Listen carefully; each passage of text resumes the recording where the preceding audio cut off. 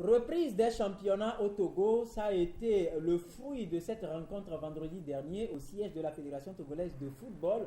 Dans quelles circonstances allons-nous donc reprendre le chemin des terrains pour vivre les championnats? Nous allons en débattre autour de ce plateau. Qu'est-ce qui explique cette décision du comité de normalisation de reprendre les championnats? Est-ce que cette décision est partagée? À quand la normalisation donc de la Fédération togolaise de football? Quelle collaboration entre le comité de normalisation et le G36 pour une réelle normalisation de la FTF? Autant de questions autour desquelles nous allons échanger ce matin pour tenter de trouver des solutions ou des approches de solutions et permettre à notre football de sortir de l'ornière. Donc autour de ce plateau, avec moi, 3 invités. Le premier, il est déjà là, Manu Adiwanou du journal Actu Express. Il est déjà avec moi et nous attendons donc Prosper Lalma à beaucoup de la télévision Espoir 47 que vous connaissez très très bien. Et puis Abbas Issaka, directeur de publication du journal Le Mania Libéré. Avant de vous présenter rapidement le plateau ce matin, ou bien du moins l'invité qui est déjà avec nous, nous allons rappeler que 14 clubs sont retenus pour ces championnats aux côtés première division et 22 côtés deuxième division avec réserve autour de 2 clubs.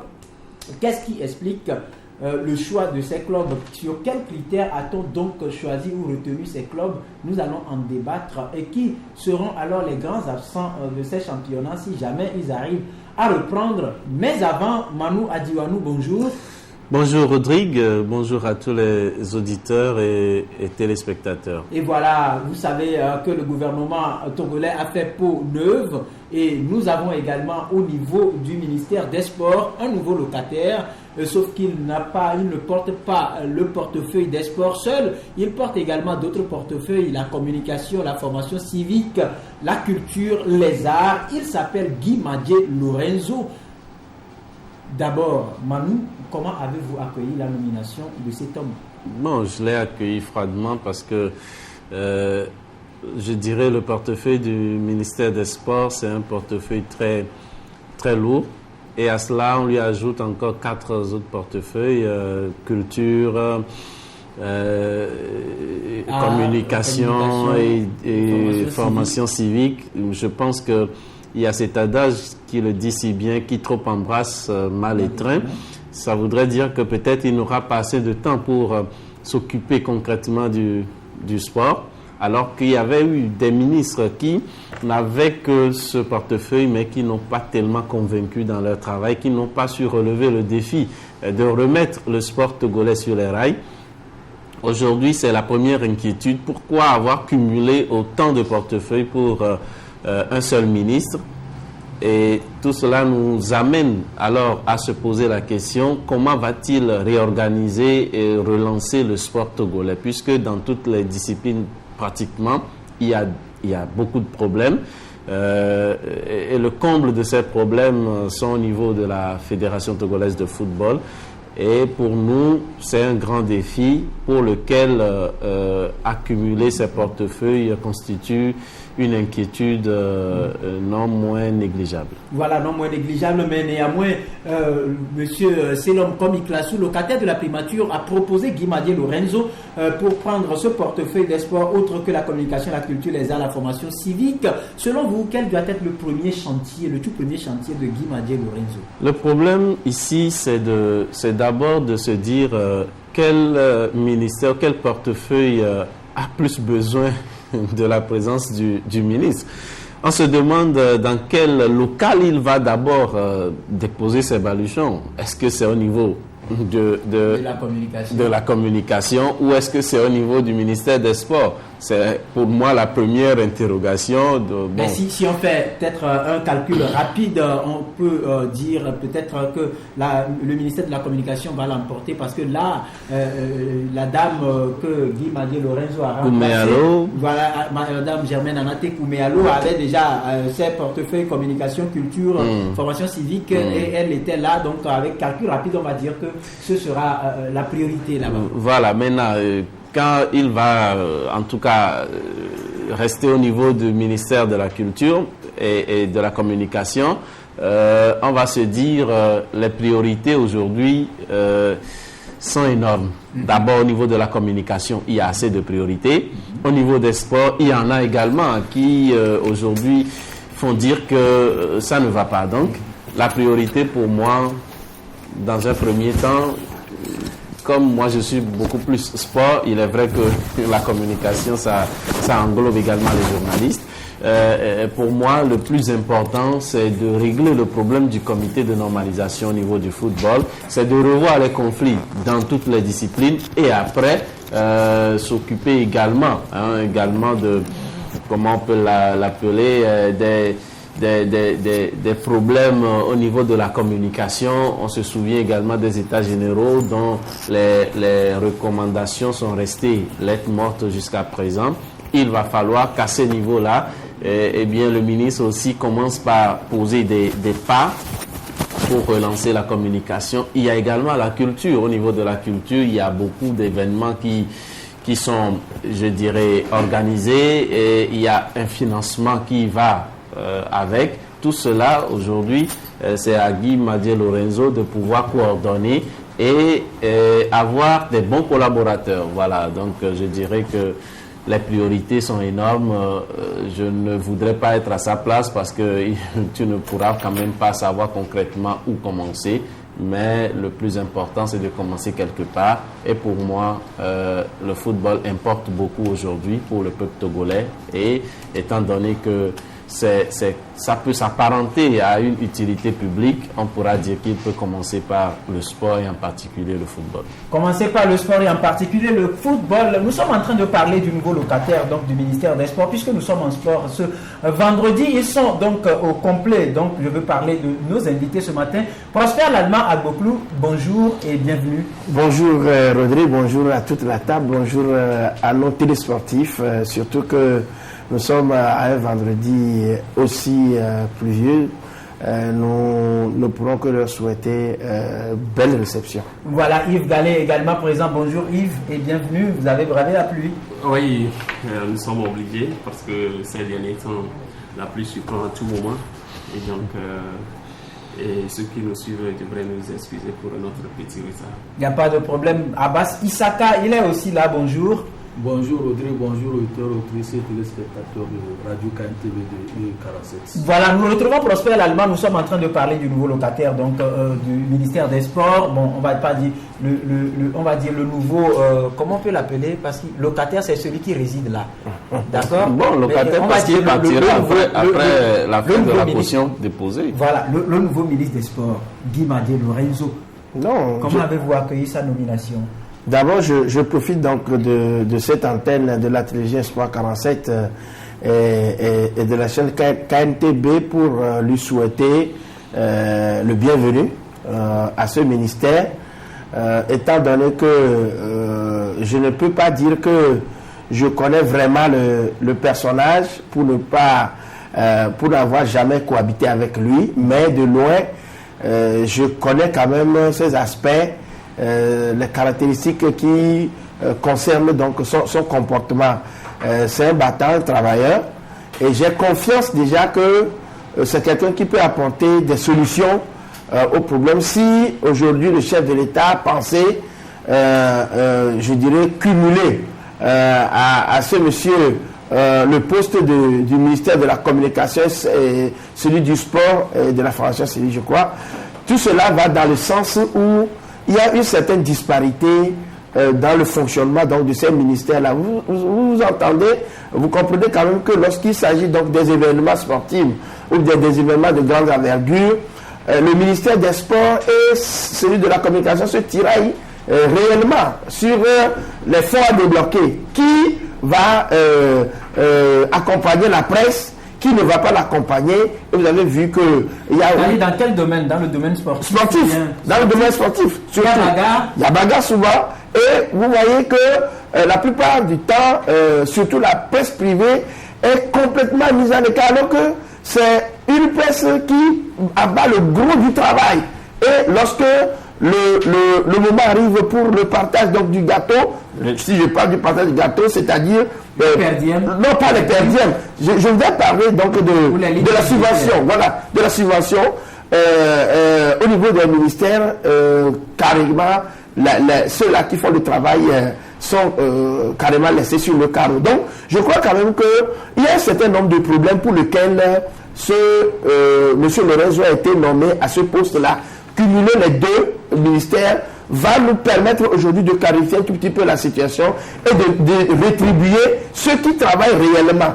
Vous savez, donc, si on comprend bien pour vous, c'est une solution qui est trouvée à un problème qui existait. Qui existait, puisque quand il s'agissait des événements internationaux, la participation à la CAN, à une compétition sportive internationale, vous allez voir qu'il y a certains de nos confrères de la télévision togolaise, surtout, moi j'appelle les choses par leur nom, qui leur plaisent ou pas, il y a certains, je dis certains, qui se plaisent à dire qu'eux, ils sont les détenteurs légitimes du droit de couverture, de voyage, et que nous, à la presse privée, on ne fait rien, ils ne nous considèrent pas. Donc je crois quand même que M. Guy Lorenzo est là aujourd'hui, et moi je crois qu'il va trouver une solution à ce problème-là. Nous sommes tous des Togolais, même si nous ne marchons pas sur le budget national, nous travaillons à sa plus forte raison que nous sommes en train de travailler pour la nation.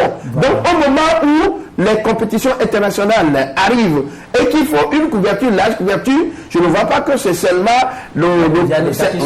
pas forcément les médias d'État, c'est la télévision togolaise qui s'arrange. On a vu ce qui s'est passé à la CAN 2013 et je crois quand même que c'est des injustices. Très bien. Yves Gallet, voilà, Guy Lorenzo, ministère des Sports, un commentaire. Vous partagez l'avis de Prosper? Oui, en partie. Et moi, personnellement, pour Guy Lorenzo, son arrivée à la tête de ces départements, je dis que, compte tenu du rapprochement de Lorenzo, du président de la République, c'est vrai que depuis 2005, il était aux côtés du président de la République, il est un proche collaborateur. Donc, je lis à travers la nomination de Guy Lorenzo un certain désir du chef de l'État d'être un peu plus proche du domaine. Donc, par la nomination de Lorenzo, le chef de l'État veut marquer sa proximité du domaine sportif pour avoir... Pourquoi il n'a pas nommé spécifiquement ministère des Sports comme, oui, bon, ça c'est carrément un autre débat. C'est cumulé et le portefeuille sportif et la communication, c'est carrément un autre débat parce que quand on sait que au niveau du sport, la charge est très lourde, depuis plusieurs années, on n'arrive pas à avoir un ministre de très grande carrure qui s'impose, qui arrive à régler les problèmes liés à ce département, et particulièrement dans le domaine du football. On n'arrive pas à avoir un personnage qui s'impose à résoudre toutes les crises qui s'enchaînent dans ce domaine-là. On se dit que nommer encore un ministre des Sports et lui ajouter encore d'autres portefeuilles, bon, peut-être que le chef de l'État a une autre vision de la chose, ou alors le chef de l'État compte un peu plus de trop sur la compétence de Guy Lorenzo. C'est pourquoi il a fait ce choix. Oui, mais donc moi je dis que avec Guy Lorenzo, peut-être que tout peut arriver, mais ce qu'on doit savoir, c'est que Guy Lorenzo, c'est un homme de caractère. Ce n'est plus celui-là que tous les vents peuvent orienter dans tous les sens comme une girouette, comme cela a été le cas avec la ministre Jacquet. Donc le portefeuille sportif dans le gouvernement, disons que c'est un poste politique. Et au gouvernement, on fait la politique. Donc on n'attendra pas toujours forcément que ce département, qu'il y ait un homme un sportif à la tête. Non, on n'attendra toujours pas ça parce que au gouvernement, on fait la politique. La politique a sa vision, sa lecture des choses, et donc tout ce qui arrive là-bas, c'est par vocation politique. Bon, maintenant, il faut qu'il s'entoure des personnes, des technocrates qui peuvent vraiment faire le travail, les orienter dans le bon sens. Bon, cela n'a toujours pas été le cas parce que quand nous prenons le directeur de cabinet et le secrétaire général, le secrétaire général qui normalement est la cheville ouvrière même du département, et ceux-là, ils sont là depuis plusieurs années, mais les crises s'enchaînent le football est toujours enlisé. Donc vous voulez parler de renouvellement de corps? Oui, donc moi je crois qu'au lieu de parler de la personne de Guy Lorenzo et de son impact sur le département du sport, je crois que c'est la cheville ouvrière même qu'il faut changer, l'équipe qui entoure Guy Lorenzo. C'est cette équipe même qu'il faut remodeler parce que ils nous ont déjà prouvé, tous ceux qui sont dans cette équipe depuis plusieurs années, qu'ils ne peuvent pas donner de très bons conseils au ministre, ils ne peuvent pas orienter le ministre dans la prise de très bonnes décisions. Ils n'aident pas le ministre à s'imposer dans la gestion de leur portefeuille. Rien qu'à voir la gestion de ce portefeuille par Amouzou Diaké, vous voyez qu'il n'y a aucun travail qui se fait autour de la ministre. Elle arrive sur certains terrains, elle tient des discours, des langages qui sont carrément en déphasage avec la pratique et les vécus du sport. C'est qu'elle ne comprend rien à la chose. Donc moi je crois que c'est l'équipe qui entoure le ministre qu'il faut changer. Très bien, on vous a assez compris. Abbas Issaka, Guy Lorenzo, bienvenue donc. Ouais, ministère des Sports. Bienvenue à Guy Lorenzo, mais bienvenue avec des problèmes. C'est-à-dire parce que les ministères qui cumulent ont beaucoup de problèmes. Sont des ministères à problème. Lorsqu'on prend notre ministère, notre département de la communication, lorsqu'on prend la culture et on parle de la jeunesse et encore moins du sport, c'est des problèmes. Mais il y a aussi la formation civique. Oui, la formation civique, bon, ça, je ne pense pas. C'est là où il y a problème exactement. Ce sont ces ministères-là, c'est surtout le sport. Parce qu'aujourd'hui, jusqu'à ce jour, on n'arrive pas à sortir la tête de l'eau au niveau du sport. C'est pas par rapport aux têtes qui défilent au niveau du ministère.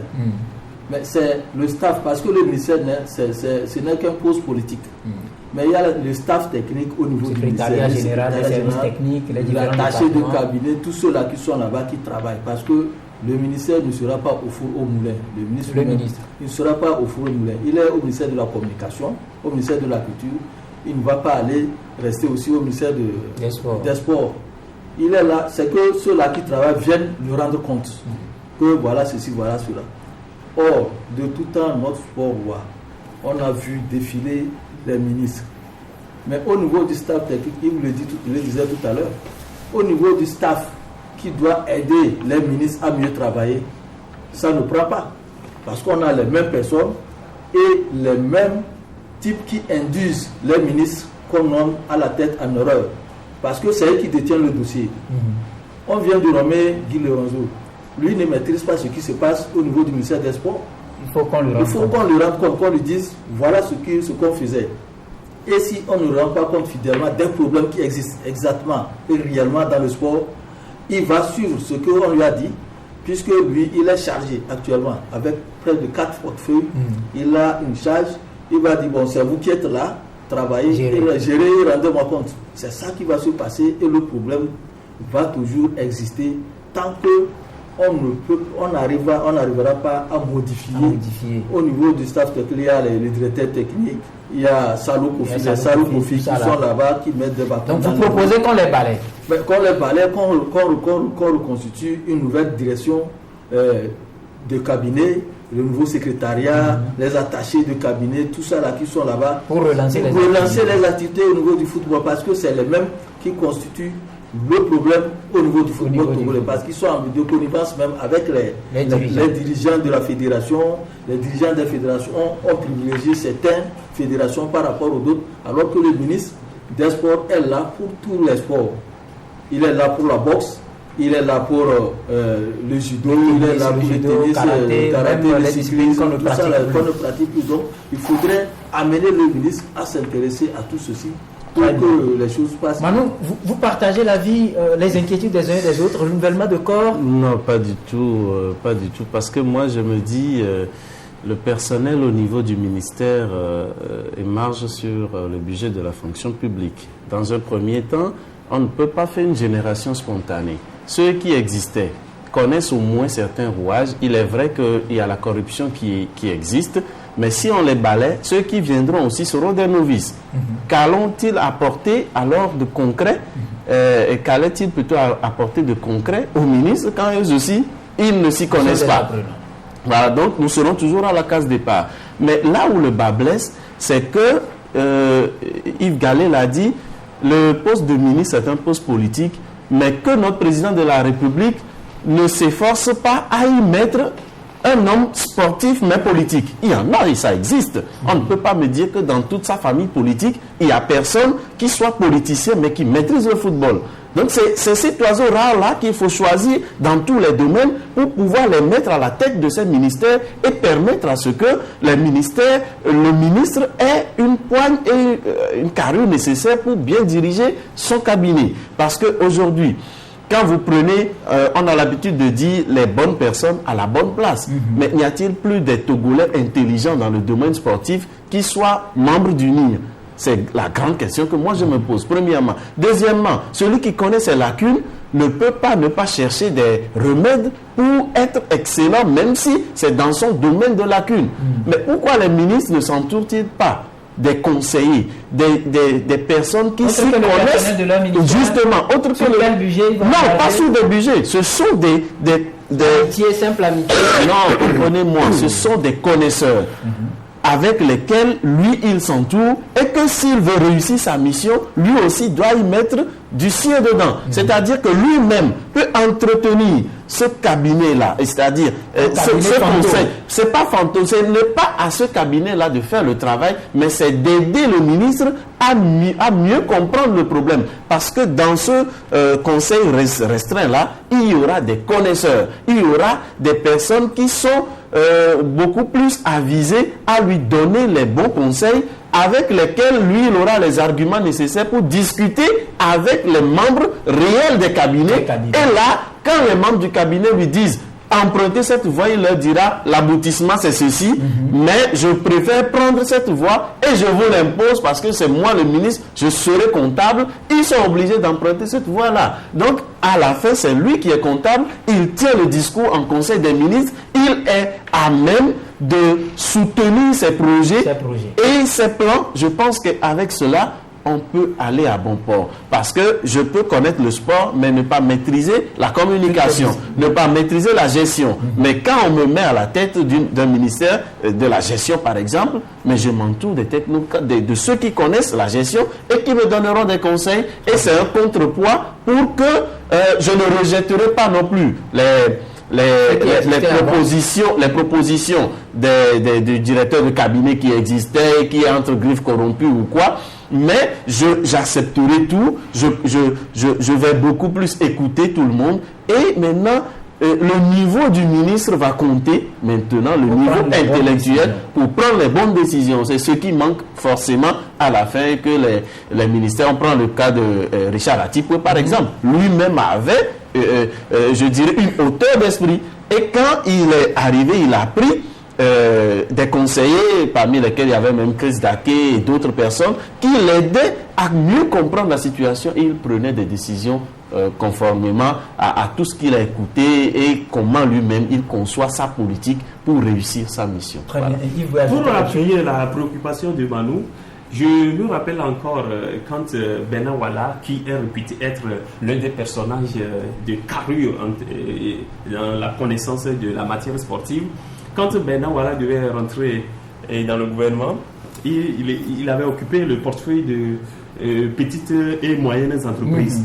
Ce qui, au même moment, il y avait un autre au sport qui était carrément un novice. Et donc on se demande pourquoi ça. Voilà. C'est-à-dire qu'aujourd'hui, s'il y a un personnage qui est aussi politique mais aussi sportif, voilà, c'est l'une des figures emblématiques, c'est Benan Walla. Mais on lui a jamais fait confiance. Et le jour où on lui a fait confiance, il était lagué dans un ministère de petites et moyennes entreprises. Vous voyez un peu. Donc moi je dis, au-delà de tout ça, il faut voir aussi la priorité qu'on accorde au sport dans la vision de la gouvernance politique. Ouais, c'est-à-dire, si vous prenez juste la déclaration de politique générale du Premier ministre de la dernière fois, ouais, la place qu'occupe le sport. Ça n'existe pas. Le sport même est inexistant. Oui. Même si le sport existait dans cette déclaration de politique générale, et allez savoir, dans l'application de cette politique, qu'est-ce qui est fait? Comment ce sera fait? Oui, vous vous rappelez, le 4 juin 2010, dans la déclaration de politique générale du Premier ministre Hungo, il y avait une belle part qui a été faite au sport. Il y avait une vision qui a été déclinée et moraliser le milieu footballistique et créer un centre de formation des jeunes. Il y a beaucoup de choses qui ont été prédites, mais au bout du rouleau, qu'est-ce qui s'est passé? Rien. C'est cette année-là même que la crise s'est enlisée de plus fort, mais le Premier ministre n'a jamais levé le doigt pour voir qu'est-ce qui se passe là-bas. Donc moi je dis que c'est la politique sportive même qu'il faut repromouvoir autrement. Et comme ça, les ministres qui seront à la tête de ces départements, ils sauront que c'est-à-dire il y a une priorité qui est accordée à cette matière et donc ils sont obligés de réunir toutes les compétences pour assumer leur portefeuille. On vous a assez compris, je crois que ils sont tous à l'écoute. Ceux-là à qui nous nous adressons, y compris, on va parler de tous les acteurs, que ce soit politiques ou sportifs, ils sont à l'écoute, ils vont devoir penser à nos sports s'ils veulent quand même que cette discipline-là soit promue dans notre cher pays. Prosper veut ajouter quelque chose avant? Non, rapidement pour dire que vous savez, il faut élargir, ratisser un peu plus large également autour de cette question.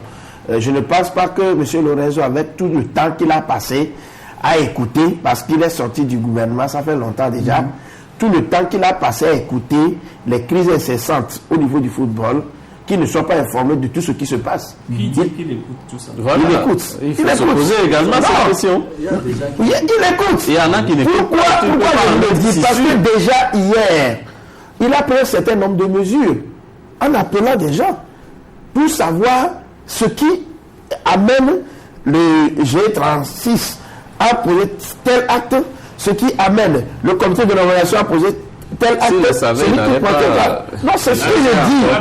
Non, c'est ce que je dis. S'il n'écoutait pas, il n'allait pas savoir qu'il y a des problèmes.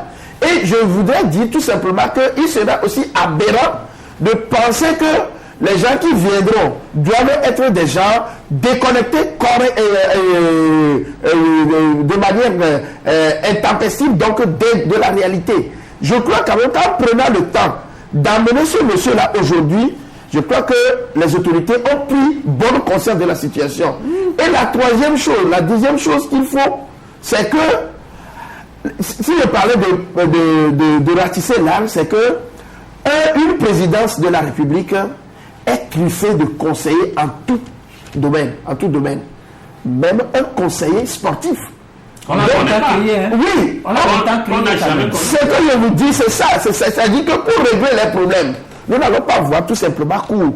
Pour régler les problèmes, nous interpellons. Moi, j'interpelle, je l'ai toujours dit, que le président de la République doit avoir aussi un conseiller sportif. C'est ce conseiller-là qui va lui dicter la voie à suivre en nommant telle ou telle personne. Parce que le président de la République n'est pas censé peut-être savoir que, que nous avons tous estimé, connaissant la valeur du sport, maîtrisant le domaine, peut régler ce problème. Mais peut-être que le président de la République ne pouvait pas penser que lui, en étant là, pouvait lui régler ce problème. Donc il faut un conseil sportif. Et dans toutes les républiques, autour de toutes les présidences, il y a des gens de cette envergure-là qui aident à la présidence à donner la ligne directive qu'il faut pour y aller. Donc, si aujourd'hui, le président de la République n'a pas un conseil sportif, moi je l'interpelle encore pour qu'il nomme quelqu'un à la tête de Bernard Walla ou d'autres personnes qui peuvent assurer ce poste-là pour lui donner les règles. Et ce conseil sportif est dans l'ombre du ministère des Sports, qui peut l'aider. Lorsque le ministre a des retours, il va voir ce conseiller-là qui lui donne les directives, qui l'aide à solutionner les problèmes, à trouver des solutions aux problèmes. Donc, je crois qu'il y a beaucoup de... Et moi, je pense qu'aujourd'hui, il faut laisser le temps à M. Guy Lorenzo. Je suis sûr et certain que ce monsieur va faire quelque chose. Très bien. On va lui laisser le temps maintenant. Partons découvrir le panier à crabe dans lequel Guy Lorenzo vient d'être versé. Je veux parler du comité de normalisation donc de la Fédération togolaise de football, Manu Adiwanou. C'est un département à problème depuis 2006, depuis où les éperviers ont goûté à la chose mondiale, donc la Coupe d'Afrique et la Coupe du Monde. Ils sont revenus avec des tas de crises qui jusque-là continuent de marquer le temps. Aujourd'hui, on va essayer de parler de ce département. Guy Lorenzo, bienvenue, mais qu'est-ce que ce département doit faire? Oui, il faut d'abord préciser que c'est un panier à crabes et à crevettes. Il y a deux genres. Et les crevettes sont de tout le temps écraboussées ou écrabouillées plutôt par les crabes, oui, parce que eux, ils n'ont pas de défense. Et ceux qui ont des défenses maintenant se prennent pour les plus durs et les plus forts. Ce problème au niveau de la fédération, je dirais que ça découle du niveau, comment je peux le qualifier, du niveau un peu relativement bas de la connaissance et du football et des tests du football par les présidents de clubs dans un premier temps, parce que tout ne se faisait pas comme ça a commencé par l'être à la fin du mandat de M. Gabriel Améi. Donc, ce qui a fait que depuis que nous sommes allés à la Coupe du Monde et nous avons été projetés au devant des projecteurs, il y a beaucoup de questions qui ont commencé par se poser sur surtout la gestion et les fonds de la FIFA qui venaient. Avant, c'était en vase clos, c'était certains seulement qui comprenaient et qui savaient que ça se passait comme ça. Donc, à partir du moment où il y a de l'argent quelque part, on dit souvent le miel attire les mouches. Donc il y a de l'argent. Ces présidents de clubs, surtout, ce n'est pas seulement les présidents de clubs, c'est surtout les membres du bureau, le plus souvent certains démunis, qui croient que arriver au niveau de la fédération, certains démunis comment ils sont entre griffes, ne sont pas très nantis. C'est-à-dire voilà, qui ne sont pas riches, on va dire, voilà, dans leur poche, font tout pour rentrer dans certains bureaux et sucer le président et les finances qui viennent. Donc ça a fait que dans les bureaux, il y en a qui font allégeance tout simplement par rapport à la poche du président et non aux idéologies et aux idéaux que véhiculent ces présidents. Et à la fin, ces bureaux la clashent. Aujourd'hui, le grand problème, c'est comment refonder le football sur les vraies valeurs du football, sur les vrais tests que nous avons et que les acteurs possèdent ces tests et cherchent à les appliquer et non à se conformer au tempérament de celui-ci ou de celui-là ou au désir d'un président hyper puissant, riche et sur lequel on peut s'appuyer pour faire sa vie. Donc c'est ainsi le problème présenté et la solution serait vraiment qu'on essaie quand même de redresser la gestion, surtout financière, de la fédération de football.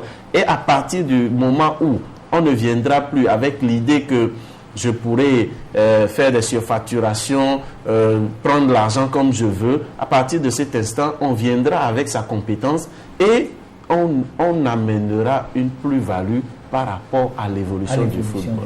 Voilà, Abbas Issaka, Manu l'a lâché tout à l'heure, comment normaliser ou comment refonder le football togolais? Non, bon, lorsque tu trébuches et tu tombes, il ne faut pas regarder là où tu es tombé, il faut regarder ce qui t'a fait tomber, c'est-à-dire chercher la cause de là où tu as chuté. Le problème du football togolais a commencé quand? En 2006, parce que les gens ont su qu'il y a de l'argent. Et ce problème de football, c'est le problème de personnes, problème entre personnes. Il faut faire partie de celui-ci. Pourquoi moi aussi je viens rester pour sucer un peu. Sucer un peu. Donc, parce que les autres ne donnent pas manger. Oui, non. Pourquoi avant 2006, il n'y avait pas ce problème? Lorsque les généraux même dirigeaient, et les généraux n'ont pas dirigeaient, il n'y avait pas ce problème. Non, il y avait des problèmes. Comme on le voit, voilà, il y avait des problèmes, mais ces problèmes, il y avait aussi l'effet de la dictature entre griffes du président de la République qui faisait tempérer beaucoup de choses. Maintenant, en 2006, ça a commencé parce que les gens ont senti que lorsque les gens vont faire des compétitions au niveau mondial, au niveau africain, il y a de l'argent qui tombe. Donc, on a vu comment ça s'est passé et Rock est tombé. On a vu comment ça s'est passé, Ami est tombé. Tata est tombé. On a vu comment ça s'est passé. Ami revient et Rock revient. On fait des pétitions pour le renvoyer. Avec entre-temps Bernard Wala qui est tombé parce que tout ceci là, parce que si celui-ci vient, et c'est la même chose qui est en train de se répéter avec le comité de normalisation. C'est un problème de personnes qu'il faut chercher à résoudre. S'il faut organiser les états généraux des sports, remettre tout à plat, et demander à tout le monde, vous êtes là pour l'intérêt du football et non pour vos intérêts, les choses vont aller mieux. Parce que pour normaliser le football, il faut repartir sur de nouvelles bases. S'il n'y a pas ça, on risque d'avoir toujours des problèmes, quel que soit le ministre qui va arriver, quelle que soit la fédération qui sera là. Parce qu'à chaque fédération, il y aura toujours quelqu'un qui va dire nous, on n'aime pas celui-ci. On fait des pétitions, on fait des coups bas, on va racler sous ses pieds pour qu'il tombe. Donc, tout ceci là, s'il n'y a pas de sport pour remettre tout à plat et recommencer on sera toujours à la case de départ puisque les gens ne s'aiment pas. Voilà, puisque les gens ne s'aiment pas. C'est vrai qu'au Bénin, quand le football a commencé par piétiner, le président docteur Yahi Boni a compris avec son ministre des Sports à l'époque, Ganiou Soglo, d'organiser un forum national pour amener tous les acteurs à définir de nouvelles bases. Et cette solution pourra être adoptée au Togo, Prosper Allemand, puisque vous étiez aussi au cœur de cette solution qui a apporté au Bénin un peu plus de sérénité, même si aujourd'hui la crise est toujours au galop.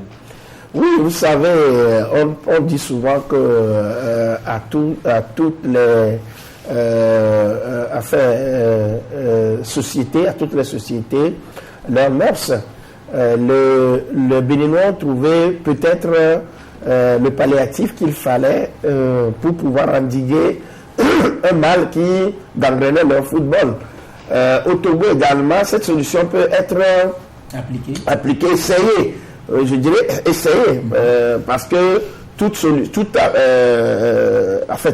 application a aussi des hauts, ses hauts et ses bas. Maintenant, il faut voir la réalité du football togolais. Ce que nous connaissons aussi, les Béninois ne l'ont pas connu. Nous, on a été à la Coupe du Monde, ça a généré de l'argent et on a compris aisément que finalement, il fallait se battre pour la manne. Et cela a continué depuis ce temps-là jusqu'à maintenant. Et malheureusement, on peut comprendre que à chaque époque, on n'arrive pas à trouver les solutions appropriées. Maintenant, il faudrait que... C'est pourquoi j'ai parlé même tout de suite d'un conseil sportif autour du président de la République, ajouté au ministère, à toutes les personnes ressources. Il faut réfléchir pour voir si dans le cas du Togo, il faut un forum pour pouvoir le faire. Parce qu'au cours d'un forum, il faut que tout le monde dise ce qu'il a sur le cœur. Mais est-ce que les gens sont capables aujourd'hui de vous dire ce qu'ils ont? Parce que si vous voyez l'érection même de ce comité de normalisation, moi je suis contre personne, mais je crois que nous devons aller dans la vérité pour pouvoir édifier le peuple. Ce n'est pas la tête de X ou de Y qui peut régler un problème. C'est Dieu seul qui règle les problèmes. Mais il faudrait-il qu'on le fasse avec un brin d'honnêteté.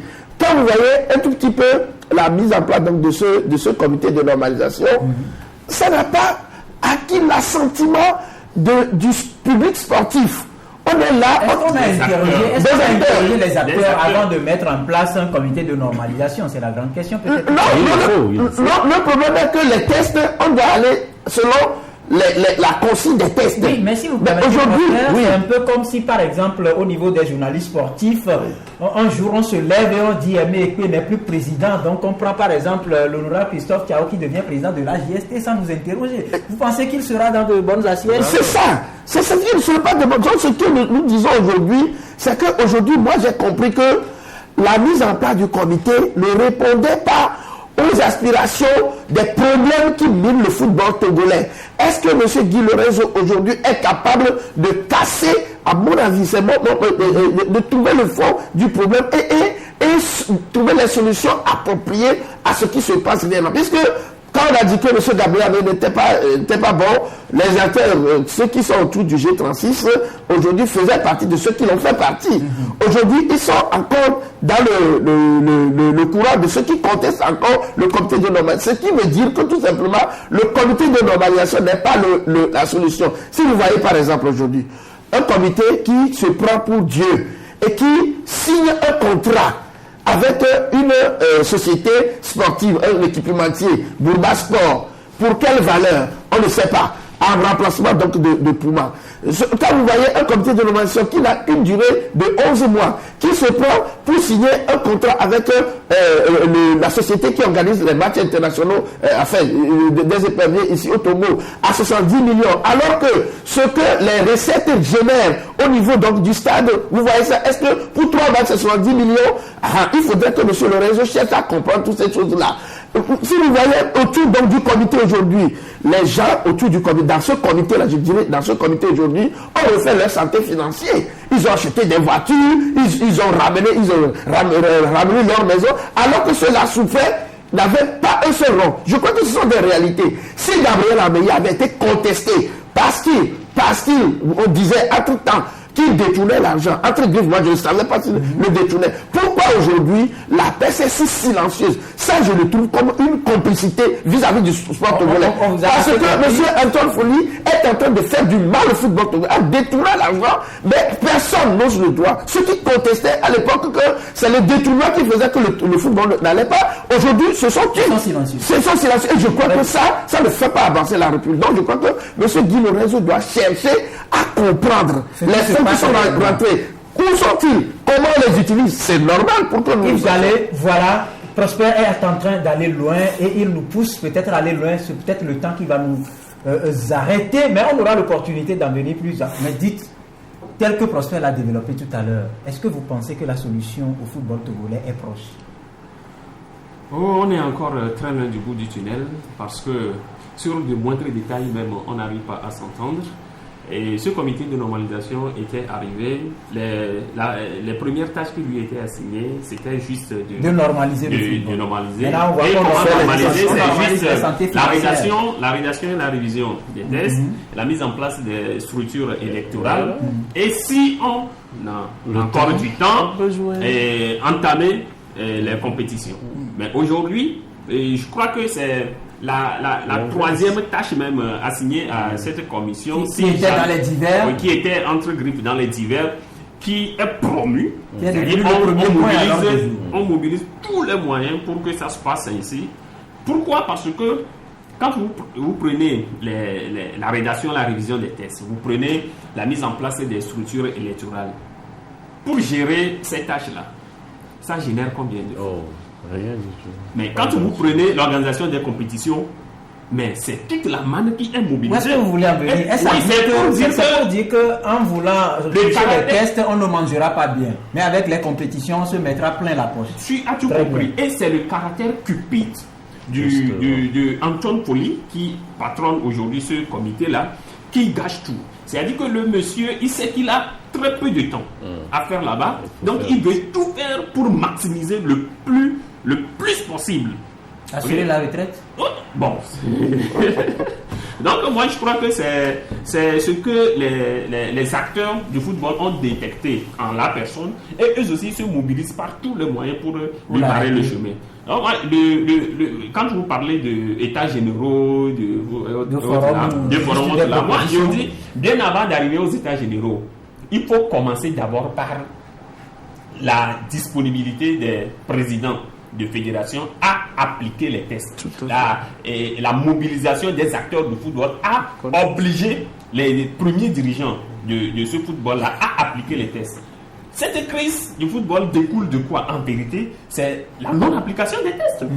C'est la non-application des tests qui crée par après les problèmes de personnes, parce que sur tel litige, le problème a été mal réglé. On a donné plus de faveur à... Il y a eu l'arbitraire. Oui, il y a eu de l'arbitraire. Donc ceux qui sont défavorisés, ils voient que les tests n'ont pas été appliqués comme il le faut. Alors, ils se mobilisent, ils créent une fronde et ça devient une crise. Donc, à l'ère Ameya a passé 4 ans. Une seule fois, il n'a jamais fait de congrès extraordinaire pour rendre compte de sa gestion. Congrès ordinaire pour rendre compte. Alors que les tests le prévoient. Et donc, imaginez que si chaque année, une fois, l'équipe Ameya faisait un congrès ordinaire pour rendre compte, les mots qui minent ce football dans la gestion annuelle des tâches seraient déjà détectés et les acteurs auraient déjà apporté des approches de solutions ou bien lever la voix pour contester un certain nombre de choses. Je crois qu'on n'en serait pas arrivé jusque-là. Amélie n'aurait pas assez de marge de manœuvre pour faire tout ce qu'on lui reprochait jusqu'à ce que une situation force la FIFA à ériger un comité de normalisation. Donc moi je crois que c'est l'application des tests. Vous voyez même aujourd'hui, quand il s'est agi de rétrograder des clubs en division inférieure, tout ce que cela a créé, avec la composition des équipes qui doivent participer au championnat D1 aujourd'hui, les équipes qui doivent participer au championnat D2 aujourd'hui, vous voyez ce qui s'est passé. Le comité de litige qui a fait ses travaux et qui doit rendre compte, le compte rendu de ces travaux, vous voyez le résultat que ça a donné. Des clubs qui sont au départ annoncés aux deuxième division, qui se retrouvent encore dans l'élite, ce qui force et ce qui a obligé le comité de normalisation à porter le nombre de clubs à 14 alors qu'on attendait 12 selon les instructions de la FIFA, et des clubs qui normalement devaient être en deuxième division qui se retrouvent en troisième division. Donc tout ça c'est des facteurs qui enlisent la crise au jour le jour. Et on croyait que les travaux du comité de normalisation allaient normaliser vraiment les choses et régler les problèmes. Mais au contraire, ça anormalise tout et ça crée encore d'autres crises qui se perpétuent au jour le jour. Donc, le comité de normalisation doit revenir sur terre,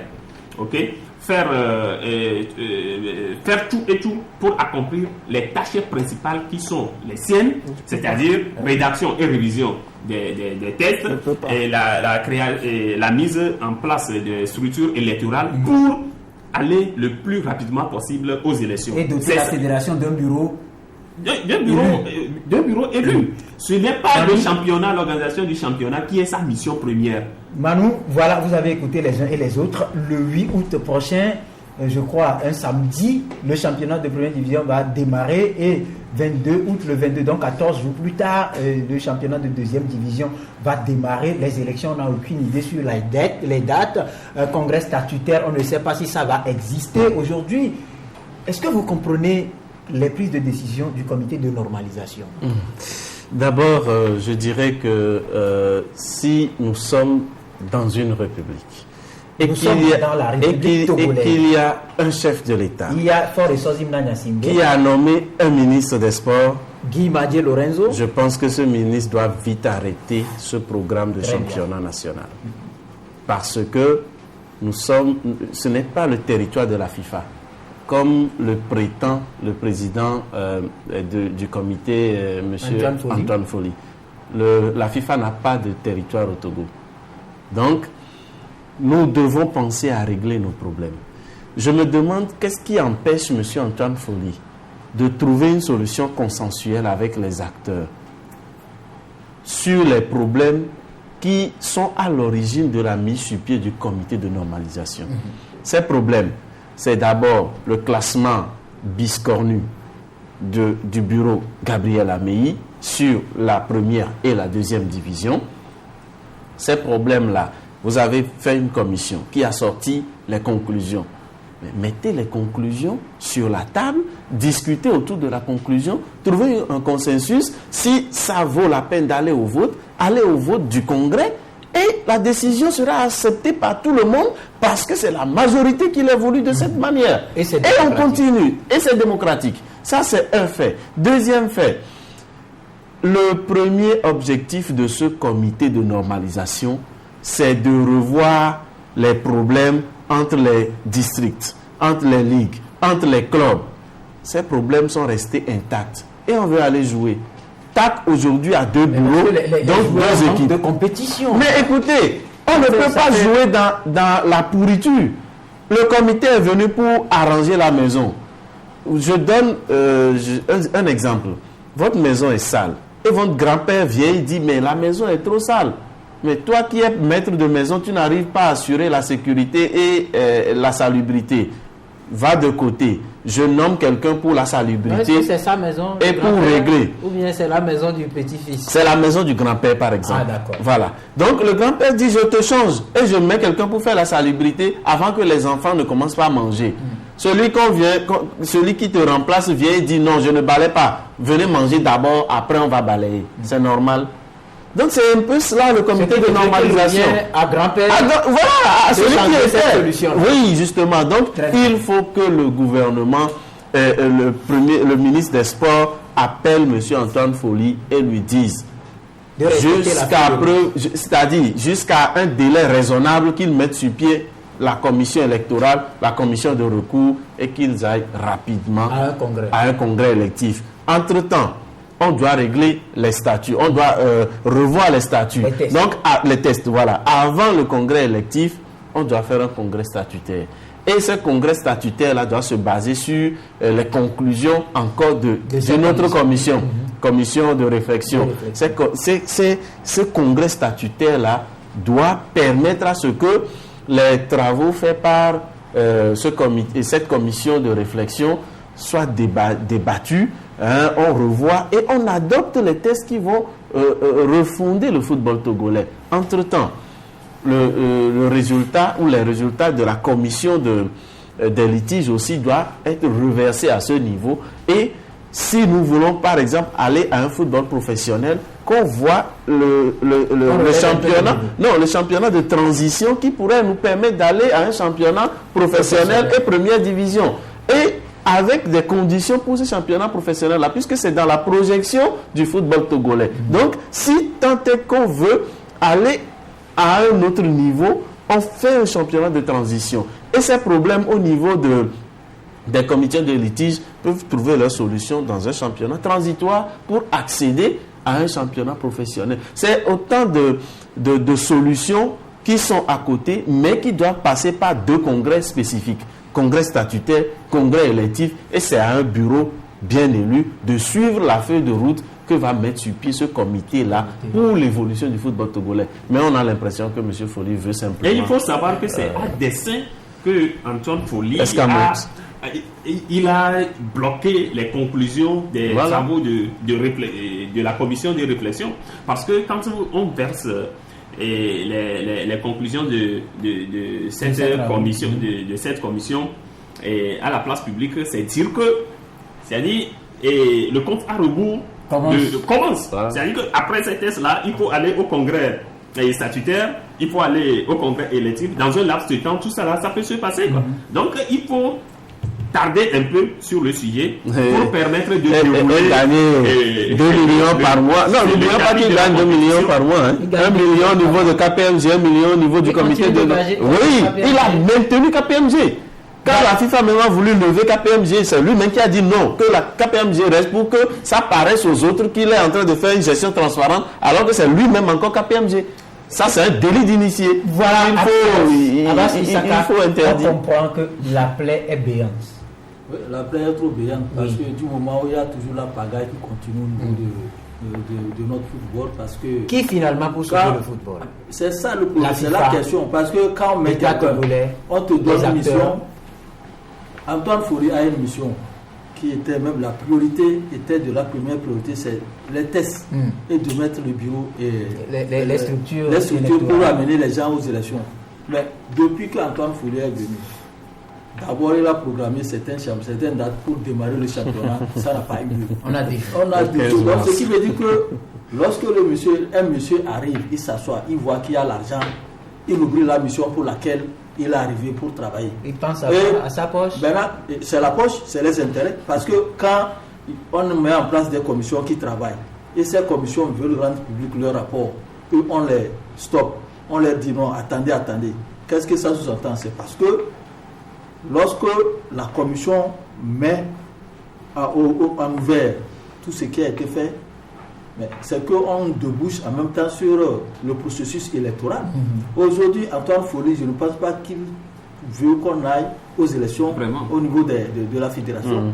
Il veut rester pour manger parce qu'on ne peut pas être en même temps arbitre et juge joueur en même temps. Il est celui-là qui contrôle les fonds de la fédération. Il est le même aujourd'hui qui débloque les fonds. Qui contrôle qui aujourd'hui? C'est la grande question. Ce qui veut dire que notre football a toujours un problème qu'il faut chercher à trouver des solutions très rapidement. Parce qu'Antoine Folli est en train de creuser pille le trou de notre football, puisque le monsieur a trouvé à manger, il a ouvert l'émission pour laquelle il est là, il annonce un championnat pour lequel il sait que ça ne peut pas aller. Maintenant, il dit qu'il est nommé par la FIFA. La FIFA dit, nous voulons un championnat à 12. On a commencé ça l'année dernière, et il veut encore enfin aux lois de cette FIFA pour dire qu'on va jouer un championnat à 14. Et quelle est cette bagarre? C'est ça. Et pour ce championnat, il faut commencer déjà par dénoncer la dynamique unitaire des acteurs du football, le G36 qui est en train de casser. Oui, il faut que ces acteurs-là reconsidèrent leur position. Oh, oui. Très bien. Je voudrais tout simplement dire que même les solutions trouvées par la commission de réflexion sur les litiges, ça aussi doit être revu. Parce que ces commissions-là, même si on les verse dans les dossiers à venir, ça ne réglera pas le problème. Parce qu'il y a de l'injustice qui est créée. Si aujourd'hui, moi je ne suis pas d'accord avec, comment on appelle, US Masséna, Tigre Noir et autres là, sur leur comportement, je suis encore contre le fait qu'on n'ait pas pu trouver des solutions à ceux-là. On dit, eux, ça reste à intact plutôt, et que certains, eux, on trouve des solutions à leurs problèmes, on les fait revenir dans l'élite. Je dis non. Vous savez, la constitution de 92 a été votée. En 2002, ça a été changé, je crois. Et c'est modifié. C'est cette modification qui a amené le président fort aujourd'hui. Ça dit que la loi est dure, mais c'est la loi. Comment on appelle, le bureau sortant avait fait quelque chose que les gens ont contesté dans leurs mesures. Mais c'est ce texte qui a été fait. Qu'on s'en tienne à cela, et je crois que pour ne pas créer des jurisprudence de la jurisprudence. On pourra revenir sur ça. Nous sommes arrivés à la fin. On ne peut pas se reviendra. C'était trop injuste. C'est faux. Avec nos éditeurs, l'Allemand a beaucoup de la télévision Espoir 47, Yves Gallet également, Manu Adiwanou et puis Abbas Issaka, et on a compris tous que les difficultés que traversent nos sports sont très très énormes. Nous avons un locataire au ministère des Sports. Par où doit-il compenser? Vous avez tout compris, mais on y reviendra. Je crois qu'on va essayer de discuter avec la direction, voir si on n'aura pas peut-être 2 heures de temps pour aller en profondeur, peut-être créer nous-mêmes une rencontre de réflexion autour de nos sports pour permettre à ceux qui sont les décideurs de bien revoir, mais au même moment attirer l'attention des acteurs que si on ne se soucie pas de là où on verse l'argent, on doit se soucier au moins des torts que ça crée à ceux qui sont censés être mis en avant pour, dirais-je, piloter les projets que nous avançons. Merci donc à vous toutes et à vous tous. Rappelez bien que dans cette vie, si vous faites le bien, vous le faites pour vous. Le mal aussi, vous le faites pour vous. Par conséquent, faites du bien pour que vos derniers jours vous soient radieux sur la terre. Au revoir et bonne journée.